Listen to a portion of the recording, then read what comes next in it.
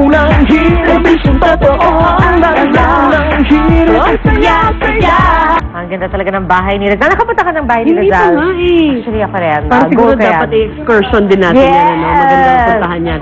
At ito, bukod sa Fort Santiago at Rizal Shrine sa Calamba, Laguna, may iba pang lugar na nagtatampok ng mga alaala ng pambansang bayani na si Dr. Jose Rizal. Kaya ngayong malapit na ang kanyang ika-150 kaarawan, bisitahin natin ang isang museo sa Makati kung saan makikita ang ilang personal na gamit ni Rizal. Tara na, panoorin natin to. Ang kabayanihan ni Dr. Jose Rizal ay simbolo ng pag-iisang tunay na Pilipino. Sa kanyang mga sinulat at mga pinakita halimbawa, marami ang namulat upang labanan ang pananakop ng mga Kastila. Sa katunayan, siya ang inspirasyon ng himagsikan kung kaya't noong June 12, 1898 ay lumaya ang bansa.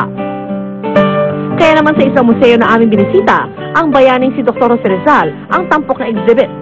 Inaalala nito ang ika-150 taon niyang pagkasilang, kung saan nilang aspeto ng kanyang pagkatao ang pinakikilala. Si Rizal, yung kanyang buhay, kanyang imahen, nakikita na natin sa pang-araw-araw na buhay. Ma-appreciate talaga si Rizal. Para sa isang mas light naman, mas popular. Hindi yung typical na yung Rizal na alam natin lahat. Sa museo ito, makikita ang ilan sa kanyang mga litrato. May mga larawan ding makikita ang kanyang pamilya. Bilang manunulat at manunula, nandito rin ang ilan sa kanyang mga nilikha. Ang prayer book na ito, aktual daw na bitbit ni Rizal noong pinatapon siya sa dapitan. Ito namang violin, personal na pinapatugtog at pag-aari ng ating pambansang bayani. Makikita rin dito ang ilang sketches at wood sculpture na si Rizal mismo ang gumawa. Patunay lang na mahusay talaga siya sa sining. Ang mga Rizal painting na ito, gawa ng mga batikang Pinoy artist.